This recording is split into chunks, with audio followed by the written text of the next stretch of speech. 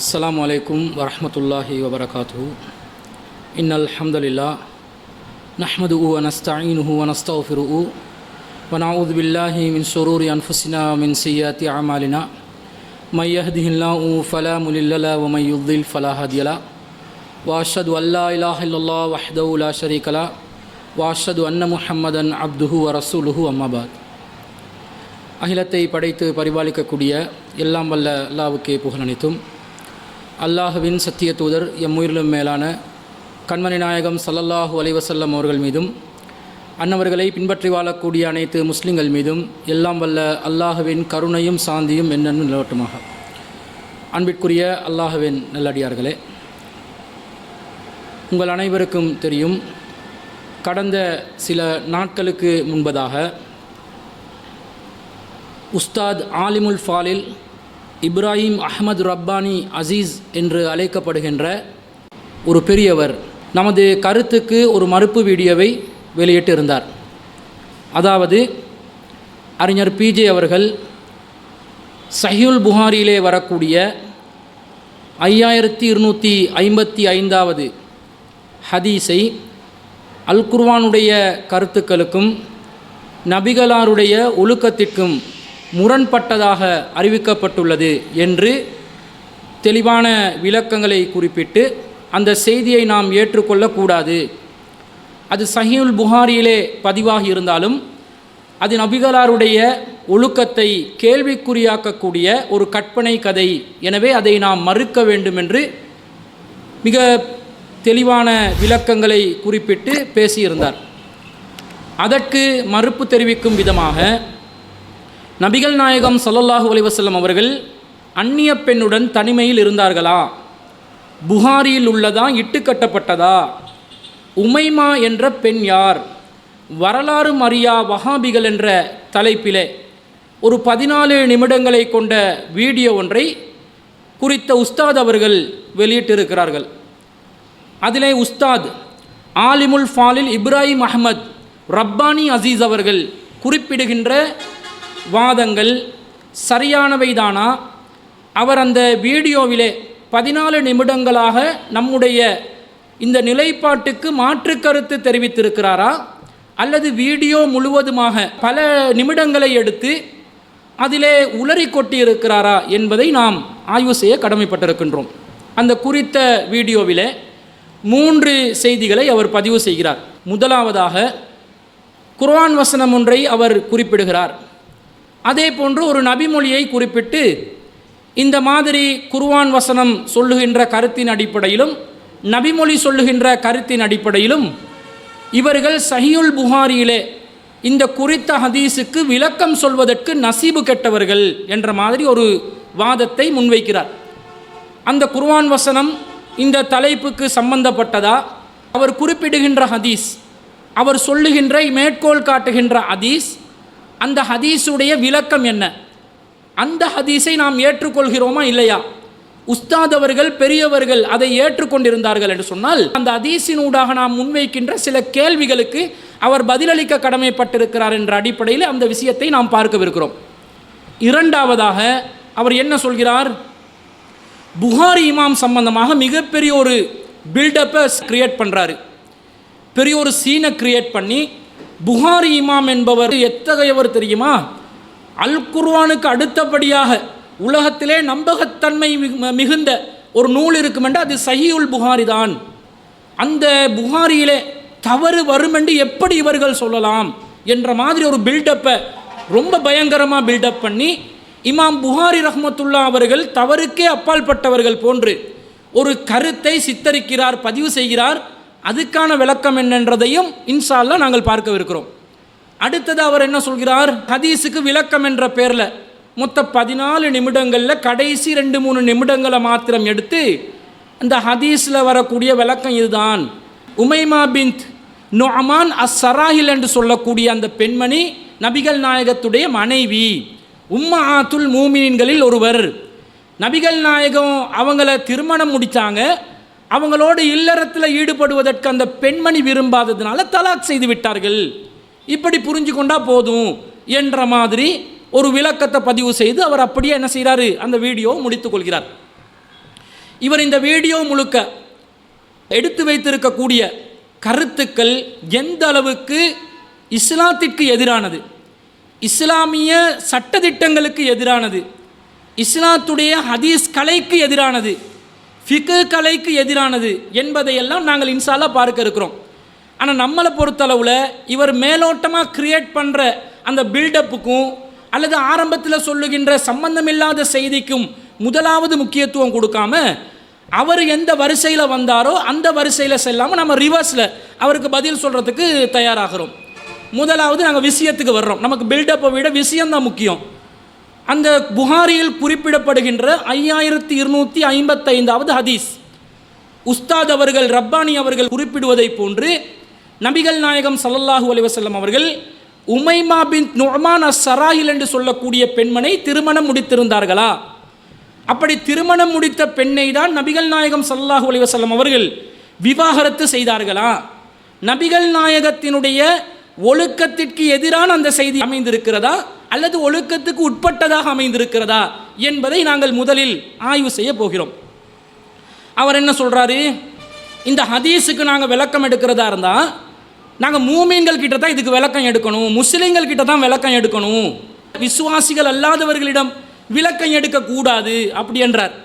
அப்படி என்றால் அந்த ஹதீஸினுடைய தலைப்பு என்ன, அந்த ஹதீஸ் சொல்ல வருகின்ற செய்தி என்ன என்று பார்க்க வேண்டும் என்றால் முஃமின்களிடம் கேட்க வேண்டும், விசுவாசிகளிடம் கேட்க வேண்டும். சுற்றி வர்றார் ஒரு விஷயத்துக்கு. நாங்கள் கேட்குறோம், உங்களோட விசுவாசிகளான நீங்கள் இப்போ சொல்லணும், நாங்கள் விசுவாசிகள், நீங்களும் விசுவாசிகள், இப்போ விசுவாசிகளிடம் விளக்கம் கேட்கணும் என்று சொல்கிறீங்கல்ல, அப்போ நீங்கள் விசுவாசி என்ற அடிப்படையில் இதுக்குரிய ஒரு விளக்கம் சொல்லணும். இந்த ஹதீஸ் என்ன சொல்லுது? எது சர்ச்சைக்குரிய செய்தியோ, எது நாங்கள் விவாத பொருளாக ஆக்கி வைத்திருக்கின்றோமோ அந்த புகாரியில் 5255வது ஹதீஸ் சொல்லுகின்ற கருத்து என்ன, அந்த ஹதீஸ் சொல்லுகின்ற செய்தி என்ன, இதை முதலில் நாம் ஆய்வு செய்து பார்க்க வேண்டும். உஸ்தாது ரப்பானி அவர்கள் என்ன சொல்றாரு? நபிகள் நாயகம் ஸல்லல்லாஹு அலைஹி வஸல்லம் அவர்கள் ஒரு பெண்ணை கடத்தி வந்ததாகவும் அந்த பெண்ணை தனிமையிலே தங்க வைத்து விட்டதாகவும் அந்த பெண்ணை பலவந்தமாக அடைவதற்கு முயற்சி செய்ததாகவும் அந்த பெண் அதற்கு இணங்காத காரணத்தினால் நபிகள் நாயகம் ஸல்லல்லாஹு அலைஹி வஸல்லம் அவர்கள் அந்த பெண்ணை கண்டிப்பதற்கோ தண்டிப்பதற்கோ முயற்சி செய்ததாகவும், எனவே அந்த பெண் அல்லாஹ்வுடைய பாதுகாப்பை கோரியதாகவும் நபிகள் நாயகம் அவர்கள் அதை கண்டவுடனே அந்த விஷயத்திலிருந்து விடுபட்டு வந்ததாகவும் இவர்கள் நபிகள் நாயகத்தை ஒரு விதமாக சித்தரிக்கிறார்கள். நபிகள் நாயகம் ஸல்லல்லாஹு அலைஹி வஸல்லம் அவர்கள் இப்படி நடப்பார்களா? ரசூல் ஸல்லல்லாஹு அலைஹி வஸல்லம் இந்த மாதிரி பெண்மோகம் கொண்டவராக, ஒழுக்கம் கெட்ட ஒரு மனிதராக முஸ்லிம் அல்லாதவர்கள் சித்தரிக்கின்ற நேரத்தில் இந்த குறிப்பிட்ட செய்திக்கு நம் தரப்பிலிருந்து சரியான பதிலை சொல்லாம இது ஹதீஸே இல்லை என்று நாம் மறுப்பதா என்று கேள்வி கேட்கிறார். தவறாக சித்தரிக்குகின்ற, பிழையாக போதனை செய்கின்ற ஒரு வழிவகைகளை முஸ்லிம்கள் அல்லாதவர்கள் மேற்கொண்டிருக்கின்றார்கள். இப்பொழுது இந்த முஸ்லிம் அல்லாதவர்கள், மாற்று மத சகோதரர்கள் இப்படியான ஒரு தகவலை இந்த நபிமொழிக்கு சொல்லுகின்ற சந்தர்ப்பத்தில் முஸ்லிம் அறிஞன் என்று சொல்லுகின்ற பெயர் குறிப்பிட விரும்பாத அந்த பேச்சாளர் இது நபிமொழி அல்ல, இது மௌலு, இது விட்டுக்கட்டப்பட்ட செய்தி, பெருமானார் ஸல்லல்லாஹு அலைஹி வஸல்லம் அவர்கள் சொன்னதாக இது பெருமானாரோடு சம்பந்தப்பட்ட செய்தியாக இருக்க முடியாது, இருக்கக்கூடாது, பெருமானாருக்கு இழுக்கு ஏற்படுத்தப்படுகின்ற, பெருமானாரை தப்பு தவறாக புரிந்து கொள்வதற்கு வழிவகுக்குகின்ற ஒரு செய்தி புகாரியில் பதிவாக இருக்கிறதே, அது எப்படி புகாரியில் பதிவாக இருக்க முடியும் என்றதொரு வேஷத்தை அவர் வெளிப்படுத்தி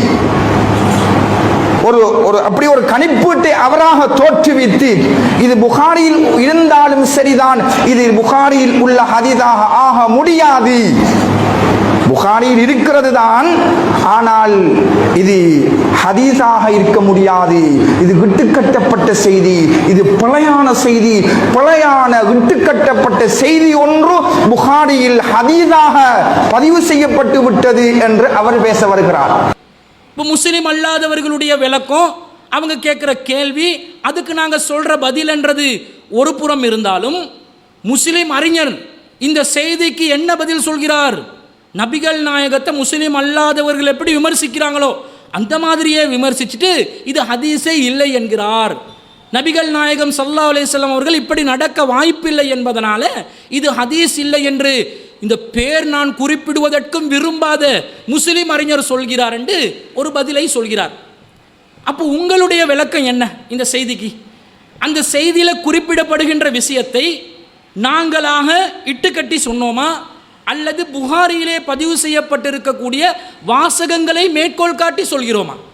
நாங்களாக இட்டுக்கட்டி சொன்னால், இல்லாத ஒரு செய்தியை சொன்னால் நீங்கள் எப்படி கேள்வி கேட்கலாம்?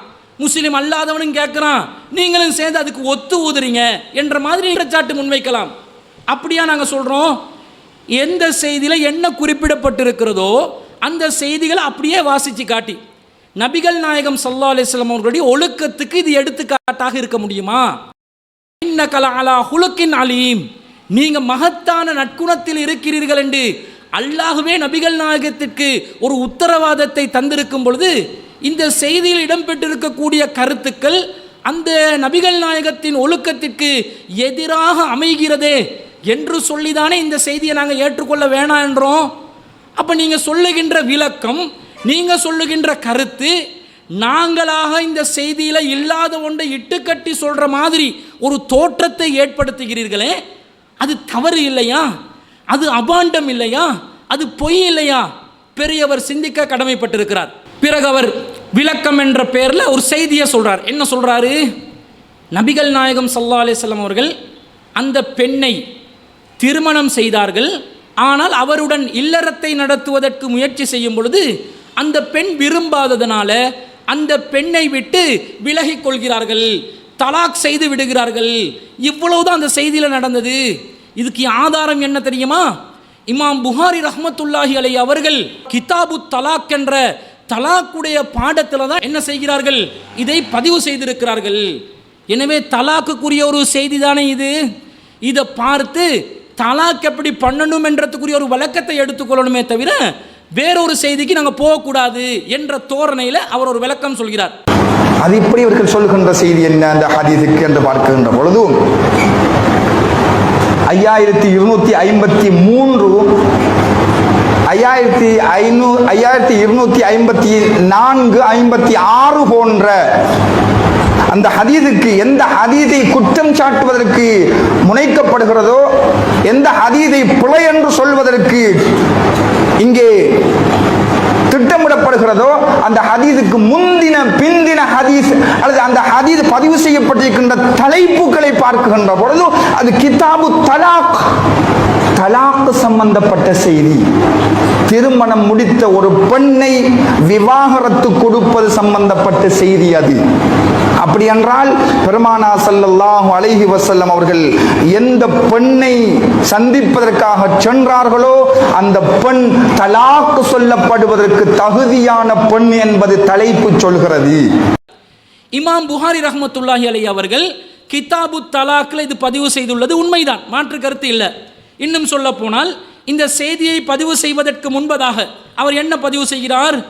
பாப் மன் தல்லக்க வஹல் யுவாஜிஹுர் ரஜுலு இம்ராஅத்தஹு பித்தலாக், தம் மனைவியை மனவிலக்கு செய்யும் ஒருவர் அதை மனைவியிடமே நேரடியாக தெரிவிக்கலாமா என்று தலைப்பிட்டுதான் இமாம் புகாரி ரஹ்மத்துல்லாஹி அலைஹி அவர்கள் இந்த செய்தியை பதிவு செய்கிறார்கள். இப்போ இதனால் என்ன சொல்ல வர்றீங்க?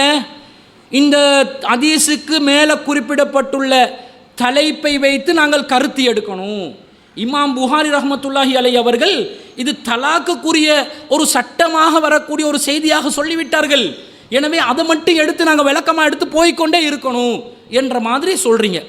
முதலில் இமாம் புகாரி ரஹ்மத்துல்லாஹி அலைஹி அவர்கள் கிதாபு தலாக் என்று போட்டதனால இது தலாக்குக்குரிய சட்டம் மாத்திரம் நாங்கள் எடுத்துக்கொண்டு அப்படியே கடந்து செல்லணும் என்றது மார்க்கத்தில் ஒரு விதியா? அந்த விதியை அல்லாஹ் ஏற்படுத்தினதா? அல்லாஹ்வுடைய ரசூல் ஏற்படுத்தியதா? இல்லை. இமாம் புகாரி ரஹ்மத்துல்லாஹி அலைஹி அவர்களுடைய ஒரு கருத்தை தான் ஏனைய முஸ்லிம் சமூகம் அனைவரும் ஒட்டுமொத்தமாக ஏற்றுக்கொள்ள வேண்டும்.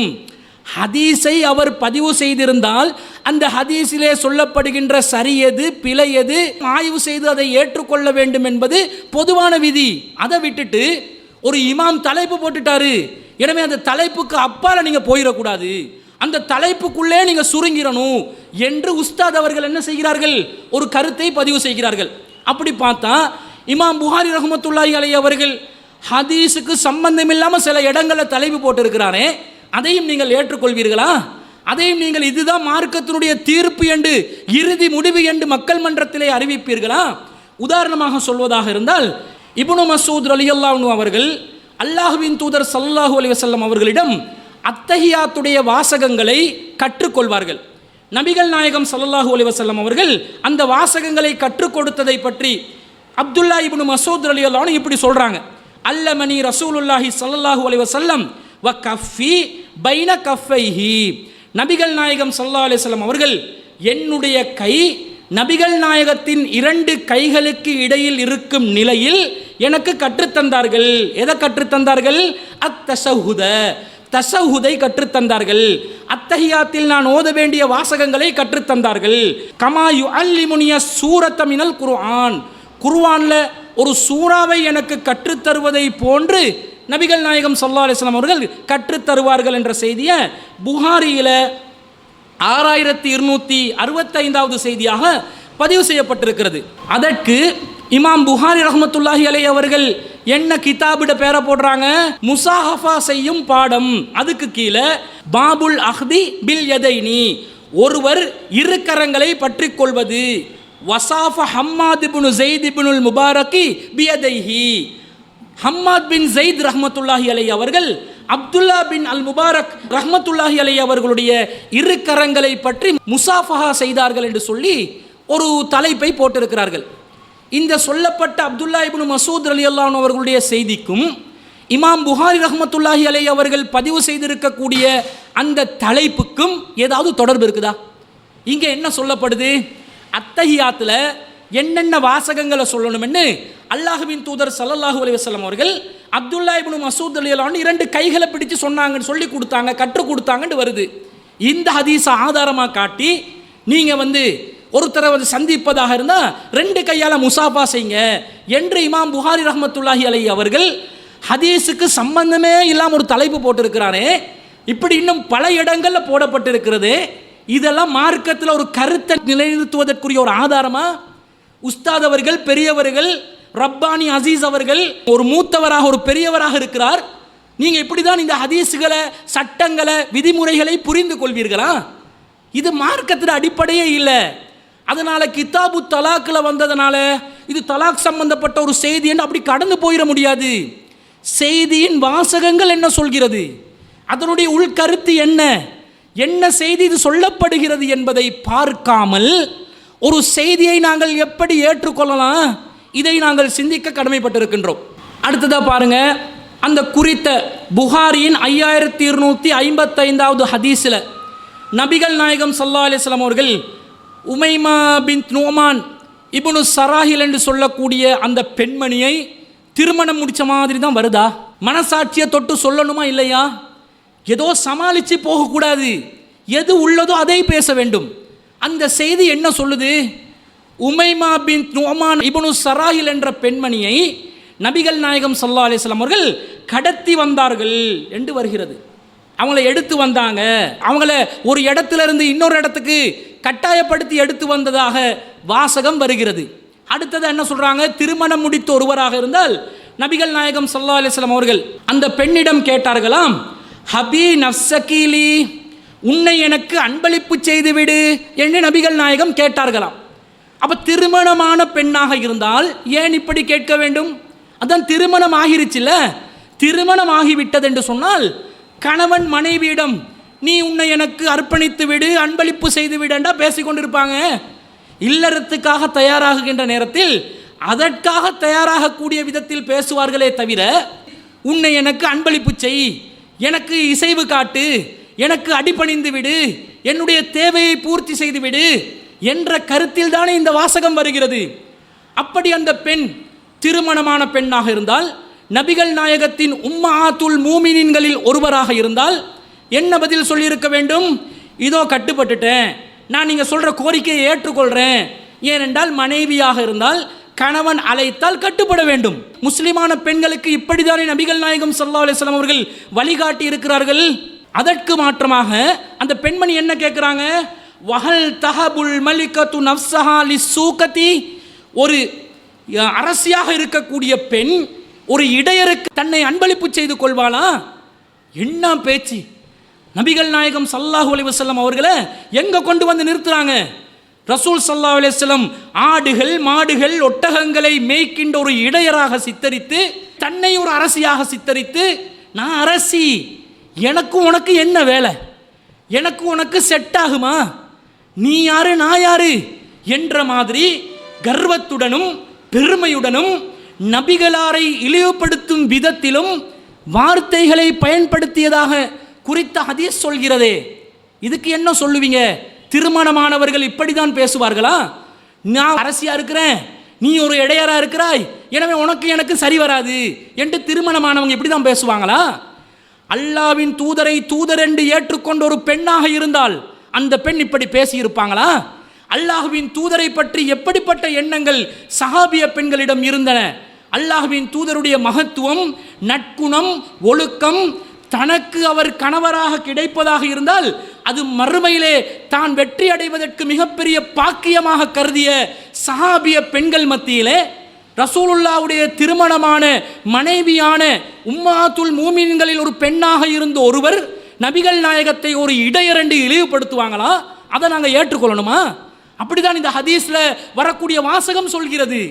நீங்கள் சமாளிக்கலாம், ஹதீஸின் வாசகங்களை சமாளிக்க முடியாது, அது பதிவு செய்யப்பட்டு விட்டது. அப்போ இது நபிகள் நாயகம் திருமணம் முடித்ததாக ஒரு தோற்றம் காட்டுதில்லையே. இந்த செய்தி நபிகள் நாயகம் திருமணம் முடிக்கவில்லை என்றது தெளிவாக குறிப்பிடுகிறதே. இதை நீங்கள் சிந்திக்க மாட்டீங்களா? அதுக்கு அடுத்ததாக என்ன வருது? ஃபஅௌஹா பியதிஹி யலஉ யதஹு அலைஹா லிதஸ்குன. நபிகள் நாயகம் ஸல்லல்லாஹு அலைஹி வஸல்லம் அவர்கள் அவரை அமைதிப்படுத்துவதற்காக தங்களின் கரத்தை அவர் மீது வைக்க போனார்கள். அவங்க தான் ஏற்கனவே தனக்கு விருப்பம் இல்லை, இடையர், உங்களுக்கு எனக்கு எப்படி செட் ஆகும் என்ற மாதிரி வாசகங்களை பயன்படுத்தி நபிகள் நாயகம் தனக்கு சரி வராது என்று ஒதுக்கிய பிறகு நபிகள் நாயகம் அந்த பெண்ணை எப்படி தொடச் செல்லலாம், அவளை அமைதிப்படுத்துவதற்காக தொடச் சென்றார்கள் என்று நபிகள் நாயகம் ஸல்லல்லாஹு அலைஹி வஸல்லம் அவர்கள் தன்னை விரும்பாத ஒரு பெண்ணிடம் என்னமோ ரசூலுல்லாஹ் மேனியை தொடுவதற்கு சென்ற மாதிரி தோற்றுவிக்கப்படுகிறதே. இதை எப்படி ஏற்றுக்கொள்ளலாம்? நபிகள் நாயகம் அப்படி செய்வார்களா? ரசூல் ஸல்லல்லாஹு அலைஹி வஸல்லம் பையத் எடுக்கின்ற நேரத்தில் கூட, பெண்களிடம் உறுதிமொழியை வாங்குகின்ற நேரத்தில் கூட பெண்களுடைய கரங்களை தொட்டதில்லை. ரசூல் ஸல்லல்லாஹு அலைஹி வஸல்லமுடைய கரங்கள் பெண்களுடைய கரங்களை ஒருபோதும் தொட்டதில்லை என்று அன்னை ஆயிஷா சித்திகா ரலியல்லாஹு அன்ஹா அவர்கள் தெள்ளத் தெளிவாக குறிப்பிட்டிருக்கிறார்கள். இது எங்கே இருந்து கடத்தி வந்த ஒரு பெண்ணு, அவங்கள வச்சு நபிகள் நாயகம் ஸல்லல்லாஹு அலைஹி வஸல்லம் அவர்கள் தனிமையில் சஹாபாக்களையும் ஒரு தோட்டத்தில் இடையில நிறுத்தி வச்சுட்டு தோட்டத்தில் ஒரு காட்டுக்குள்ளே அடைஞ்ச ஒரு வீட்டுக்குள்ளே சென்று, அது காட்டு பங்களான்னு கூட சொல்லலாம், ஒரு வீட்டுக்குள்ளே சென்று ரசூல் ஸல்லல்லாஹு அலைஹி வஸல்லம் அந்த பெண்ணை தொடுவதற்காக அமைதிப்படுத்துவதற்காக அவளுடைய மேனியை நோக்கி கரங்களை விரித்தார்கள் என்று வருகிறதே. இது எப்படி ஏற்றுக்கொள்ளலாம்? அதுக்கு பிறகு அந்த பெண்ணு சொல்ற வார்த்தை என்ன ரசூல் ஸல்லல்லாஹு அலைஹி வஸல்லத்துக்கு? அஊது பில்லாஹி மின்க, உம்முடைய தீங்கை விட்டும் அல்லாவிடம் நான் பாதுகாவல் தேடுகிறேன் என்று அந்த பெண்மணி சொல்கிறார். மனைவியாக இருந்தால் சமாதானப்படுத்துறதுக்காக கணவன் மேனியில கையை வைக்க வந்தா இந்த மாதிரி வாசகங்களை சொல்லி தான் அதை மறுப்பார்களா? தொடுவதை தடுப்பார்களா? சமாதானம் ஆகுறாங்களா இல்லையான்றது ரெண்டாவது விஷயம். சமாதானம் ஆக்குறதுக்காக மேனியில் கை வைப்பதற்கு வந்தால் அஊது பில்லாஹி மின்க, உம்முடைய தீங்கை விட்டும் நான் அல்லாவிடம் பாதுகாவல் தேடுகிறேன். எப்படி? நபிகள் நாயகத்தை ஒரு தீய சக்தியாக காட்டி, ரசூல் ஸல்லல்லாஹு அலைஹி வஸல்லம் ஒரு தீய மனிதராக காட்டி, இந்த செயலை ஒரு சைத்தானிய செயலாக காட்டி, இந்த மாதிரி சைத்தானிய செயலை நீங்கள் செய்ய வருகிறீர்களே, உங்களை விட்டும் நான் அல்லாவிடத்தில் பாதுகாவல் தேடுகிறேன் என்றா அல்லாஹுவின் தூதருக்கு இருக்கக்கூடிய மதிப்பு தான் என்ன? அல்லாஹுவின் தூதர் ஒரு தீயவரா? அல்லாஹுவின் தூதர் ஒரு தீய சக்தியா? அல்லாஹுவின் தூதர் சைத்தானுடைய நிலையிலிருந்து பாதுகாப்பு பெற வேண்டிய அளவுக்கு ஒரு தீய நிலையில் இருப்பவரா? இதை சிந்திக்க மாட்டீர்களா? அப்ப நபிகள் நாயகம் ஸல்லல்லாஹு அலைஹி வஸல்லம் அவர்களை ஒரு தீய சக்தியாக இந்த செய்தியில் சித்தரிக்கப்படுகிறதே. மூமின்களுடைய உள்ளம் இதை எப்படி ஏற்றுக்கொள்ள முடியும்? அல்லாஹுவின் தூதர் அவர்களை மூமின்கள் எப்படி நம்பணும்? அந்நபியு அவுலா பில் முஃமினீன மின் அன்ஃபுஸிஹிம், நபிகள் நாயகம் மூமீன்களுக்கு, மூமீனான ஆண்கள் பெண்கள் அனைவருக்கும் தன்னுடைய உயிரை விட மேலானவர்கள். உயிரை விட மேலான நபிகள் நாயகத்தை தீய சக்தியாக சித்தரிக்கின்றால் அந்த பெண்மணி, அந்த பெண்ணை நபிகள் நாயகத்தின் மனைவி என்று நீங்கள் சித்தரிக்கிறீர்களே, இது எவ்வளவு பெரிய ஒரு முரண்பாடு. நபிகள் நாயகம் உடனே சொன்னாங்களாம், ஊதத்தி பிமஆதின், நீ யாரிடம் பாதுகாவல் தேட வேண்டுமோ அந்த மகத்துவம் மிக்க இறைவனிடமே பாதுகாவல் தேடிவிட்டாய், இதுக்காங்கள என்னால் முடியலை, நான் கிளம்புறேன் என்று ரசூல் ஸல்லல்லாஹு அலைஹி வஸல்லம் கிளம்பி போனாங்களாம். நபிகள் நாயகம் என்னமோ ஒரு தப்பு செய்ய வந்த மாதிரியும் இந்த பெண் இறைவனை நினைவுபடுத்தின உடனே நபிகள் நாயகம் உடனடியாக சுதாரித்து கொண்டு, நீ அல்லாவிடம் பாதுகாவல் தேடினது மகத்தானது, இனிமேல் நான் உன்னை தொட வரலை என்று நான் போறேன் என்று போன மாதிரி. எவ்வளவு ரசூல் ஸல்லல்லாஹு அலைஹி வஸல்லத்தை இழிவாக இந்த செய்தி சித்தரிக்கிறது. ஈமானில் துளி இருந்தால் கூட இந்த செய்தியை ஒருவன் ஏற்றுக்கொள்வானா? அறிவிப்பாளர் வரிசை நம்பகமானது என்றது மட்டும்தான் இஸ்லாத்தின் அடிப்படையா? கருத்தை சிந்திக்க மாட்டீங்களா? கருத்து என்ன சொல்லப்படுகிறது என்று பார்க்க மாட்டீர்களா? அல்லாஹுவின் தூதரை ஒரு பெண் பித்தனாக, ஒரு காம கொடூரனாக சித்தரித்தாலும் அறிவிப்பாளர் நல்லவங்க, அதனால் அல்லாஹ்வுடைய தூதரை நாங்கள் இழிவாக தான் பார்ப்போம் என்ற முடிவுக்கு வருவீங்களா? அல்லது நீங்கள் இந்த செய்திக்கு என்ன விளக்கம் சொல்வீர்கள்? அல்லாஹ்வின் தூதரை சைத்தானிய ஒரு தீய சக்தியாக சித்தரிக்கின்ற அந்த பெண்ணுடைய கூற்றுக்கு உங்களிடம் என்ன பதில் இருக்கிறது? நெஞ்சமெல்லாம் கொதிக்க வேணாம். அல்லாஹ்வுடைய தூதருக்கு இவ்வளவுதான் நாங்கள் மதிப்பு வச்சிருக்கிறீங்க. ஸல்லல்லாஹு அலைஹி வஸல்லம் என்று சொன்னால் விரல் அப்படியே எச்சில தொட்டு முகத்தில் அப்படியே தேய்ச்சி கொள்றீங்களே, இதுதான் மதிப்பா? இப்படி மதிச்சா மதிப்பாகிருமா? அல்லாஹ்வின் தூதருடைய அந்த ஒழுக்கத்தை, கேரக்டரை அதை உறுதிப்படுத்துகிற மாதிரி நிற்க மாட்டீங்களா? புகாரி இமாம் அவர்கள் மீது நாங்கள் மதிப்பு வைக்கின்றோம், அதுக்காக அல்லாஹ்வின் தூதருடைய மதிப்பை கீழே இறக்கிட்டு போகலாமா? என்ன நிலைக்கு, எந்த இடத்துக்கு சென்று கொண்டிருக்கிறீர்கள்? சிந்திக்க கடமைப்பட்டிருக்கிறீங்க. இப்படி இஸ்லாமிய மார்க்கம் அல்லாஹ்வின் தூதரை இழிவானதாக சித்தரிப்பதை ஒருபோதும் ஆதரிக்காது. இதை நாங்கள் இந்த செய்தியில் பார்க்கிறோம். அடுத்ததான் நிறைய முரண்பாடுகள். எவ்வளவு முரண்பாடு?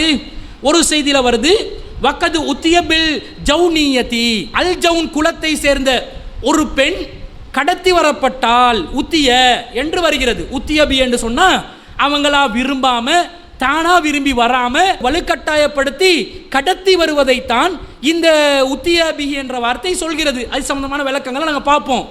அப்ப புகாரியில் 5255வது செய்தி என்ன சொல்லுது?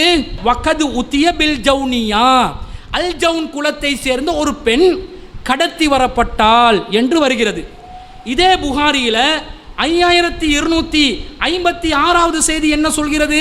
கடத்தி வரப்படல, உதுகிலத்து அலைஹி, அந்த பெண்ணை திருமண அலங்காரங்கள் செய்து நபிகள் நாயகத்தின் வீட்டுக்கு அனுப்பி வைக்கப்பட்டால், இப்படி வருகிறது. உதுகிலத் அலைஹி என்றா நபிகள் நாயகத்திடம் அவள் அனுப்பி வைக்கப்படுகிறாள். நபிகள் நாயகத்திடம் அனுப்பி வைக்கப்பட்டாண்டா எங்க அனுப்பி வைக்கப்படுவார்? ரசூல்லாவுடைய வீட்டுக்கு தானே. அப்ப ரசூல்லாவுடைய வீட்டுக்கு அனுப்பி வைக்கப்பட்டதாக புகாரில் 5256 57 சொல்லுது. ஆனா அந்த பெண்ணை கடத்தி கொண்டு வரப்பட்டதாக புகாரியில் 5255வது ஹதீஸ் சொல்கிறது.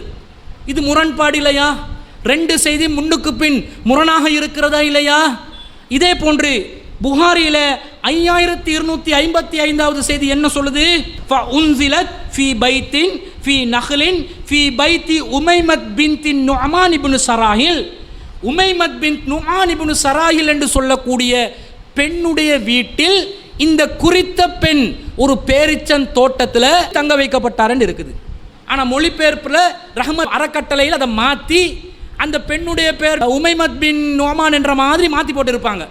இதே மாதிரி அடுத்த செய்தியில் புகாரியில் 5256வது செய்தியில் தஸவ்வஜன் நபியு ஸல்லல்லாஹு அலைஹி வஸல்லம் உமைமத் பின் ஸராஹில், நபிகள் நாயகம் ஸல்லல்லாஹு அலைஹி வஸல்லம் அவர்கள் இந்த உமைமத் பின் ஸராஹில் என்று சொல்லக்கூடிய பெண்மணியை திருமணம் செய்தார்கள் என்று வருது. அங்கே உமைமத் பின் நுஅமான் இப்னு ஸராஹில் என்று வருது, இங்கிட்டு உமைமத் பின் ஸராஹில் என்று வருகிறது. அப்போ அந்த பெண்ணுடைய பேர் உமைமா பின் நுஅமானா அல்லது அந்த பெண் தங்கி வைக்கப்பட்ட வீட்டின் உரிமையாளரின் பெயர் உமைமத் பின் நுஅமானா?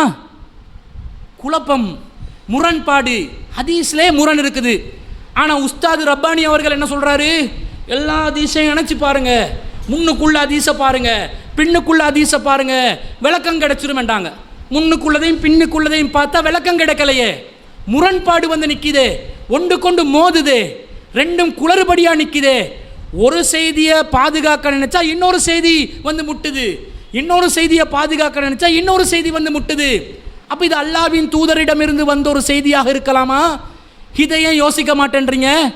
இவ்வளவுக்கும் நாங்கள் நபிகள் நாயகத்தை இழிவுபடுத்தின மாதிரி ஒரு தோற்றம் காட்டுறது, இவங்களுக்கு நபிகள் நாயகத்தோட சம்பந்தம் இல்லாத மாதிரி ஒரு தோற்றத்தை மக்கள் மத்தியில் ஏற்படுத்தினா இவங்க சொல்கிறது மக்கள் கேட்க மாட்டாங்க என்ற மாதிரி திசை திருப்புறத்துக்காக வேண்டி ரசூலுல்லாவை நாங்கள் இழிவுபடுத்துறதாக பொய்யாக அவதூறாக இட்டுக்கட்டி சொல்லி அல்லாஹ்வின் தூதரை தொடர்ச்சியாக இழிவுபடுத்துபவர்கள் யார்? இந்த ரப்பானியாக்கள் தான், இந்த உஸ்தாத் அவர்களை சேர்ந்தவர்கள் தான். இது ஹதீஸ் என்று சொல்லி யாரெல்லாம் வாதிடுகிறார்களோ அவர்கள் அனைவரும் அல்லாஹ்வின் தூதரை இழிவுபடுத்துகிறார்கள். அப்போ இங்கே விளக்கம் ஒன்றும் சொல்லலை, நீங்கள் முரண்பாட்டை தான் நிலைநிறுத்தி இருக்கிறீர்கள். அப்போ நீங்கள் சொன்னது சத்தியம் இல்லைன்னு ஆகிறது. அப்போ இது உங்களுக்கு புரியாதா? ஹதீஸுக்கு விளக்கம் என்ற பேரில் எதையும் சொல்லாமல் திசை திருப்பி கொண்டு இருக்கிறத மட்டும் பார்க்குறோம். இவங்களா விளக்கம் ஒன்று சொல்லவும் மாட்டாங்க. இது சரியான விளக்கமே இல்லை, இது ஒரு கட்டுக்கதையாக இருக்குது. இந்த கட்டுக்கதைக்கு நாங்கள் முட்டு கொடுக்க போனோம்னா இஸ்லாத்திட நிறைய அடிப்படைகள் தகர்த்து போய்விடக்கூடிய பயங்கரமான நிலை இருக்கிறது என்று சொன்னால், இல்லை இதை நாங்கள் ஏற்றுக்கொண்டு தான் ஆகணும், அல்லாஹ்வின் தூதர் இழிவானவராக சித்தரிக்கப்பட்டாலும் பரவாயில்லை என்று பலவந்தமாக இந்த தவறான செய்திக்கு முட்டு கொடுக்க போகிறதுனால தான் அஹ்லுல் குர்ஆன் என்பவர்கள் உருவானார்கள். அஹ்லுல் குர்ஆன் என்பவர்கள் யார்? நபிகள் நாயகத்தின் ஹதீஸே தேவையில்லை, ரசூல் சம்பந்தப்பட்ட எந்த ஒரு அறிவிப்பையும் நாங்கள் பார்க்க வேண்டியதில்லை, எல்லாமே முரண்படுது, குளறுபடியாக நிற்கிது என்று ஹதீஸை அப்படியே தூக்கி எறிஞ்சி எங்களுக்கு குர்ஆன் மட்டும் போதும் என்று வாதிட்டார்கள். இலங்கையிலும் பல இடங்களில் அவர்கள் இன்னும் ஊடுருவி கொண்டிருக்கிறார்கள். அந்த மாதிரி நபர்கள் எதை காட்டுவாங்க? இந்த மாதிரி செய்தியை காட்டுவாங்க. அல்லாஹ்வின் தூதர் ஒழுக்கத்தில் மிக நற்குணச்சீலராக இருக்கிறாரே, இந்த செய்தி இப்படி சொல்லுதே, இதை நீங்கள் ஏற்றுக்கொள்வீங்களா? அறிவிப்பாளர் சரியாக இருந்தாலும் ஏற்றுக்கொள்வீங்களா என்று கேட்டால் அல்லாஹ்வின் தூதருடைய ஒழுக்கத்தை முன்னிறுத்தக்கூடியவர்கள் என்ன சொல்லணும்? இது கட்டுக்கதை. அறிவிப்பாளர் சரியாக இருந்தாலும் நம்பகமானவர்களாக இருந்தாலும் அவர்களை நல்லவர்கள் என்றும் நம்பகமானவர்கள் என்றும் சொன்னது யார்? அல்லாவா? அல்லாஹ் தான் அறிவிப்பாளர்களுடைய கேரக்டருக்கு சர்டிஃபிகேட் கொடுத்தாங்களா? ஒரு இமாம் ஒருவரை நல்லவர் என்று சொல்லிவிட்டால் அவர் அல்லாஹ்வால் நற்சான்றிதழ் கொடுக்கப்பட்டவராக ஆகிவிடுவாரா? அவரிடமிருந்து தவறே வராதா? அவர் பொய்யே சொல்ல மாட்டாரா? அவருடைய செய்திகளில் முரண்பாடே வராதா என்று கேள்வி கேட்டு இந்த செய்தியை நாங்கள் ஏற்றுக்கொள்ள மாட்டோம், குர்ஆனுக்கு முரணாக நிற்கிது, ஏனைய செய்திகள் குர்ஆனுக்கு முரண் இல்லாமல் இருக்குதே, அதை ஏற்றுக்கோங்க என்று ஹதீஸை பாதுகாக்கலாம். நீங்கள் என்ன வாசலை திறக்கிறீங்க? தவறான செய்திகளுக்கு முட்டு கொடுக்க போய், இட்டுக்கட்டப்பட்ட செய்திகளுக்கு முட்டு கொடுக்க போய் அவங்க எல்லா ஹதீஸையும் ஒட்டுமொத்தமாக வேண்டாம் என்று தூக்கி எறிகின்ற ஒரு துர்ப்பாக்கியமான நிலைக்கு அவர்களை தள்ளியவர்கள் யார்?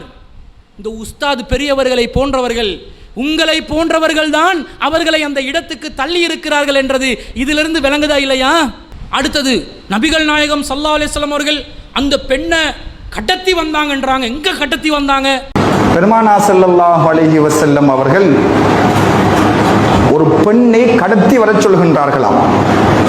அவர்கள் சொல்லுகின்ற செய்தி இது உண்மையான செய்தி அல்ல. முதலில் அவர்கள் சொல்லுகின்ற செய்தியை உங்களுக்கு சொல்ல வேண்டியிருக்கிறது. ரசூல் ஸல்லல்லாஹு அலைஹி வஸல்லம் கடத்தி வந்ததாக என்ன வருது? முதல்ல ஒரு மறுப்பு பேசுகிறவங்க, இது சம்பந்தப்பட்ட விமர்சனத்தை முன்வைப்பவர்கள் என்ன விமர்சனங்களை முன்வைக்கிறார்கள் என்று கொஞ்சம் தேடி பார்க்கறது இல்லையா? இப்படி ஒன்று சொல்லி போனால் போகிற போக்கில் அப்படியே 10-11 ஒன்றை சொல்லி போனால் அது விமர்சனத்துக்கு பதில் சொன்னதாக ஆகுமா? இதில் வேற இவர்களுடைய இந்த அறிஞருடைய முஸ்லீம் அறிஞருடைய பேரை கூட நான் சொல்ல விருப்பம் இல்லை. முதல்ல அந்த முஸ்லீம் அறிஞர் என்ன விளக்கம் சொன்னார்ன்னு பார்த்தீங்களா? முழுசாக பார்த்தீங்களா?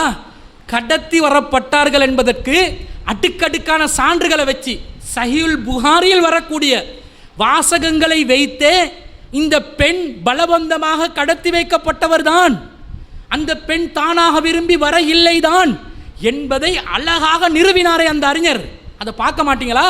நீங்கள் பார்க்கவில்லை என்றால் ஒரு சிலதை நான் தொட்டு காட்டுகிறேன். எப்படி வருது புகாரியில? உத்திய ரசூலுல்லாஹி ஸல்லல்லாஹு அலைஹி வஸல்லம் பி சபியின், ஒரு சிறு குழந்தை கொண்டு வரப்பட்டது ரசூலுல்லாவிடம். ஃபபால அலா சௌபிஹி, நபிகள் நாயகத்துடைய ஆடையிலே அந்த குழந்தை சிறுநீர் கழித்து விட்டால் ஃபதஆ பிமாயின், ரசூலுல்லா தண்ணீர் வளவரைத்தார்கள். ரசூல் ஸல்லல்லாஹு அலைஹி வஸல்லம் அந்த தண்ணீரை தெளித்து கொண்டார்கள். வருதா இல்லையா? அப்ப இங்கே ஒரு சிறுவனை, ஒரு குழந்தையை மடியில் சிறுநீர் கரைக்கின்ற அளவிற்கு வயதில் குறைந்த ஒரு சிறு குழந்தையை தானா விரும்பி வரக்கூடிய நிலையில் அந்த குழந்தை இருக்குமா? யாராவது சுமந்து வர வேண்டுமா? இதுதானே கொண்டு வருவது, இதுதானே கடத்தி வருவது. அவராக விரும்பாமல் வேறொருவருடைய விருப்பத்திற்கு அழைத்து வருவது தானே கடத்தி வருவது என்று அர்த்தம். அது சிறு குழந்தை என்பதனால அவருடைய தாயார் கொண்டு வந்திருப்பார், தந்தை கொண்டு வந்திருப்பார். ஆனால் அந்த குழந்தை தானாக வந்ததா, விரும்பி வந்ததா, விபரம் அறிந்து வந்ததா, தெரிந்து வந்ததா? இல்லை. அப்ப இதுக்கு பயன்படுத்துகிற வார்த்தை தானே உத்திய. இதே போன்று உத்திய பி ஜனாசத்தின், நபிகள் நாயகத்திடத்தில் ஒரு ஜனாசா கொண்டு வரப்பட்டது. ஜனாசா தானா விரும்பி ரசூல்லா கிட்ட நடந்து வந்துச்சா? மௌத்தா பானா சேலிழந்துருவார்கள், யாராவது சுமந்து கொண்டு வரணும். ஜனாசா விரும்பாத நிலையில், ஜனாசாக்கு என்ன நடக்குது என்று தெரியாத நிலையில் இன்னொருவர் கொண்டு வருவது தானே கடத்துதல் என்பது. அது ஜனாசா என்பதனால் தொழுகைக்கு சுமந்து கொண்டு வரப்பட்ட நிலை. இதே போன்று நபிகள் நாயகம் ஸல்லல்லாஹு அலைஹி வஸல்லம் அவர்கள் லம்மா கான யௌம பத்ரின், ரசூல் ஸல்லல்லாஹு அலைஹி வஸல்லம் பத்ருடைய போர்க்களத்தில் உத்தியபி உசாரா, நபிகள் நாயகத்திடம் சிறை கைதிகள் கொண்டு வரப்பட்டார்கள். கைதிகள் கொண்டு வரப்படுவார்களா? கைதிகள் தானா வந்து சரணடைவார்களா? பத்ர் போர்க்களத்தில் யாரு கைதிகளாக பிடிப்பட்டார்களோ அவர்களை ரசூலுல்லாவிடம் கொண்டு வரப்பட்டார்கள். அவங்களோட விஷயத்தில் என்ன தீர்ப்பு எடுக்கணும், என்ன மாதிரி நடந்து கொள்ளணும் என்பதை முடிவு செய்வதற்காக கொண்டு வரப்பட்டார்களா இல்லையா? அதே மாதிரி வருகிறது வஉத்தியபில் அப்பாஸ், அப்பாஸ் ரலியல்லாஹு அன்ஹு அவர்களும் கொண்டு வரப்பட்டார்கள். இப்போ மனிதர்கள் சம்பந்தப்பட்ட இடத்தில் அந்த மனிதர் தானாக விரும்பாம கொண்டு வரப்படுவதற்காக உத்தியபி என்ற வார்த்தை பயன்படுத்தப்படுவதை நீங்க சொல்ற அந்த முஸ்லிம் அறிஞர் பிஜே அவர்கள் அடுக்கடுக்கான சான்றுகளை போட்டு ஒரு மணித்தியாலத்துக்கு மேல விளக்கினாரே, பார்க்கவில்லையா? விமர்சனங்களுக்கு பதில் சொல்வதற்கு முன்பதாக அது கடத்தி வரப்பட்டார்கள் என்று ரசூலுல்லாஹ் மீது அவதூறு சொல்கிறார்கள் என்ன? கடத்தி வரப்படவில்லை, திரும்பி அழைத்து வரப்பட்டார்கள் என்பதற்கு உங்களுடைய சான்றுகள் என்ன? உங்களுடைய வாதங்கள் என்ன? அதற்கான ஆதாரங்கள் என்ன? ஒண்ணுமே சொல்லலையே. நீங்க பெரியவர் என்பதனால ஒரு மிகப்பெரிய விளக்கம் சொல்ல போறார் என்று பார்த்து கொண்டிருந்தா ஒரு விளக்கமும் வரல. அப்ப இதுல இருந்து இவங்க ஏதோ சகட்டு மேனிக்கு விமர்சிக்கணும், அந்த அறிஞர் மீதுள்ள காழ்ப்புணர்வுல விமர்சிக்கணும், அவரை தவறான மனிதராக மக்கள் மன்றத்தில் சித்தரிக்கணும். இதுதான் உங்களுடைய நோக்கம். ஹதீஸுக்கு ஹதீஸ்ல இருந்து பதில் இல்லை, ஹதீஸ்ல நாங்கள் வைக்கிற வாதங்களுக்கு பதில் இல்லை, வாதத்துக்குள்ளேயே நுழையல, மேலோட்டம் அப்படி நுனிப்புள் மேஞ்சி அப்படி கடந்து செல்வதை நாங்கள் பார்க்கிறோம். அன்பிற்குரியவர்களே, அடுத்ததா என்ன சொல்றாரு தெரியுமா? நபிகள் நாயகம் ஸல்லல்லாஹு அலைஹி வஸல்லம் அவர்கள் அந்த பெண்ணை தண்டிப்பதற்காகவோ அடிப்பதற்காகவோ வள்ளுக்கட்டாயப்படுத்துவதற்காகவோ அந்த பெண்ணுக்கு ரசூல் ஸல்லல்லாஹு அலைஹி வஸல்லம் கையை வந்து ஓங்கினாங்க அப்படின்னு சொல்கிறார். இதை கேட்ட பெருமானா ஸல்லல்லாஹு அலைஹி வஸல்லம் அவர்கள் அந்த பெண்ணை தண்டிப்பதற்காக வேண்டியோ என்னமோ தன்னுடைய இஷ்டத்துக்கு கட்டுப்படாத பெண்ணை வலுக்கட்டாயமாக ஆக்கலாம் என்று அவர்கள் கருதுகின்றார்களோ தெரியவில்லை. அந்த மாதிரி ஒரு நிலையில் ஸல்லல்லாஹு அலைஹி வஸல்லம் அவர்கள் தன்னுடைய கையை உசத்துகின்றார்கள். ஏன்? அடிப்பதற்காக, தண்டிப்பதற்காக, தன்னுடைய கோரிக்கையை ஏற்க மறுத்த காரணத்தினால் என்று அடிக்க முற்படுகின்றார்கள். இவர் ஹதீஸை கன்ஃபார்மாக பார்க்கலன்னு வருது. நாங்கள் அப்படியா சொன்னோம்? ஹதீஸில் வாசகமும் அப்படியா வருது? நபி ஸல்லல்லாஹு அலைஹி வஸல்லம் அந்த பெண்ணின் மீது தன்னுடைய கைகளை கொண்டு சென்றார்கள். எதுக்கு? லித்தஸ்குன, அந்த பெண்ணை அமைதிப்படுத்துவதற்கு. அடிப்பதற்கு கையை கொண்டு போனாங்கன்னு நாங்கள் சொல்லவும் இல்லை, புகாரில் வரக்கூடிய ஹதீஸ் சொல்லவும் இல்லை. ஆனால் இந்த உஸ்தாது பெரியவர் ரப்பானி அசீஸ் அவர்கள் இருக்கிறார்களே, அவர் என்ன சொல்றாரு? இல்லாத ஒன்றை நாங்கள் சொன்ன மாதிரி, ரசூலை அடிக்கிறதுக்கு போன மாதிரி, அந்த பெண்ணை தண்டிக்கிறதுக்கு போன மாதிரி, ரசூல் ஸல்லல்லாஹு அலைஹி வஸல்லத்தை ஒரு கரடு முரடராக இவங்க காட்ட பார்க்குறாங்க என்ற மாதிரி தோற்றுவிக்க பார்க்குறார். ஹதீஸில் வராத வாசகம், நாங்கள் சொல்லாத வாசகம், நாங்கள் வாதமாக வைக்காத ஒரு விஷயம், அவரும் ஹதீஸை பார்க்காமல் வாசிக்காமல் நாங்கள் என்ன சொல்கிறோம் என்பதே கொஞ்சமும் தெரியாமல் அப்படியே யாரோ சொல்லி கொடுத்ததை, எங்காலேயோ கேள்விப்பட்டதை அப்படியே வந்து என்ன செய்கிறார்? ஒப்பு வைக்கிறார். இதை தவிர அவரிடம் எந்த வாதமும் இல்லை என்பது தெள்ளத் தெளிவாக இதன் மூலம் நிரூபணமாகுகிறது. அன்பிற்குரியவர்களே, அடுத்ததான் என்ன சொல்றாரு தெரியுமா? நபிகள் நாயகம் ஸல்லல்லாஹு அலைஹி வஸல்லம் அவங்கள இழிவுபடுத்துறதுக்காகத்தான் இப்படி சொல்றாங்க. நபிகள் நாயகத்தை முஸ்லீம் அல்லாதவர்கள் எப்படி இழிவுபடுத்துறாங்களோ அந்த மாதிரி இந்த கூட்டமும் சேர்ந்து இழிவுபடுத்துது என்ற மாதிரி சொல்றாங்க. முன்னுக்கு பின் முரணான ஒரு சொல். நபிகள் நாயகத்தை இழிவுபடுத்துறதாக அந்த ஹதீஸ் சொல்கிறது. எனவே அது ஹதீஸ் இல்லை என்று நாங்கள் சொல்கிறோம். நபிகள் நாயகத்துடைய கண்ணியத்தை பாதுகாப்பதற்காக அல்லாஹ்வின் தூதர் கண்ணியமானவர்கள், ஒழுக்கச்சீலர், மகத்தான நற்குணத்தில் உள்ளவர்கள். எனவே இந்த மாதிரி நபிகள் நாயகம் அவர்கள் ஒரு சாதாரண சராசரி மனிதனை போன்று கீழ்த்தரமாக கேவலமாக நடந்திருக்க மாட்டார்கள் என்று நாங்கள் சொல்கிறோம். எங்களை பார்த்து அவர் சொல்கிறார், நாங்கள் நபிகள் நாயகத்தை இழிவுபடுத்தி விட்டோமாம், நபிகள் நாயகத்தை கேலி செய்து விட்டோமாம், முஸ்லிம் அல்லாதவர்கள் சித்தரிப்பதை போன்று இவர்களும் சித்தரிக்கிறார்களாம் என்று சொல்கிறார்களே. சரி, நாங்கள் அப்படி சித்தரிக்கிறோம் என்று சொல்றீங்களே, நீங்கள் என்ன விளக்கம் சொன்னீங்க? நீங்கள் இதை ஏற்றுக்கொள்வதனால தான் இந்த கேவலம் உண்டாகுது. நீங்கள் இந்த ஹதீஸ் என்று ஏற்றுக்கொண்டா நீங்கள் இந்த ஹதீஸுடைய வாசகத்தை வாசித்தாலே போதும், நீங்கள் விளக்கமெல்லாம் சொல்ல தேவையில்லை. வாசகங்களை வாசித்தாலே போதும் ஒரு முஸ்லிம் அல்லாதவன் காரி துப்புவான். இப்படியாட உங்களோட தூதர் இருந்திருக்கிறார், இப்படியாட உங்களோட தூதர் உங்களுக்கு வழிகாட்டு இருக்கிறார், இதில் அழகிய முன்மாதிரி என்னடா இருக்கிறது என்று கேள்வி கேட்பான். அந்த கேள்விக்கு பதில் உங்களிடம் இல்லாததனால நீங்க என்ன சொல்றீங்க? இல்ல பதில் இல்லை, ஆனால் ஏற்றுக்கொள்ளணும். நாங்க என்ன சொல்றோம் தெரியுமா? குர்ஆனுடைய கருத்துக்கு இது செட் ஆகல. அல்லாஹ்வின் தூதரை குர்ஆன் சித்தரிக்கின்ற அந்த வடிவத்தில் இந்த செய்தி அமையவில்லை. எனவே இது இட்டுக்கட்டப்பட்ட செய்தி, நாங்கள் ஏற்றுக்கொள்ள மாட்டோம் என்று நபிகள் நாயகத்தின் கண்ணியத்தை நாங்கள் மேலே வைக்கிறோம். நீங்க இல்லை இல்லை வந்து விட்டது, புகாரியில் இருக்கிறது, எனவே நாங்கள் இதை ஏற்றுக்கொள்வோம் என்று சொன்னாலே முஸ்லிம் அல்லாதவனுடைய விமர்சனத்துக்கு நீங்கள் தான் முட்டு கொடுக்கிறீர்கள். நாங்கள் முஸ்லிம் அல்லாதவர்களுடைய விமர்சனத்திலிருந்து நபிகள் நாயகத்தை பாதுகாக்கிறோம். முஸ்லிம் அல்லாதவர்கள் நினைக்கும் பார்க்காத அளவில் நபிகள் நாயகம் மிகச்சிறந்த மனிதர். அவர் ஒரு சாதாரண மனிதர் இல்லை, ஒழுக்கத்தில் இந்த உலக மக்கள் அனைவரையும் மிஞ்சிய ஒழுக்கம் மிக்கவராக நாங்கள் நபிகள் நாயகத்தை சித்தரிப்பதனால தான் இதை இறை செய்தி இல்லை, இது நபிகள் நாயகத்தின் வழிகாட்டல் இல்லை, ரசூல் ஸல்லல்லாஹு அலைஹி வஸல்லம் அவர்கள் சொன்ன செய்தி இல்லை என்று இதை தூக்கி எறிகிறோம். அந்த தைரியம் உங்களுக்கு இல்லாத காரணத்தினால் முட்டு கொடுக்குறீங்க. முட்டு கொடுத்து நபிகள் நாயகத்தை பற்றி என்ன நினைச்சாலும் பரவாயில்லை, நாங்கள் இதை ஏற்றுக்கொண்டு தான் ஆகுவோம் என்று சொல்வதனால நீங்கள் தான் நபிகள் நாயகத்தை இழிவுபடுத்திக் கொண்டு இருக்கிறீர்கள் என்பது மிக தெளிவாக தெரிகிறது.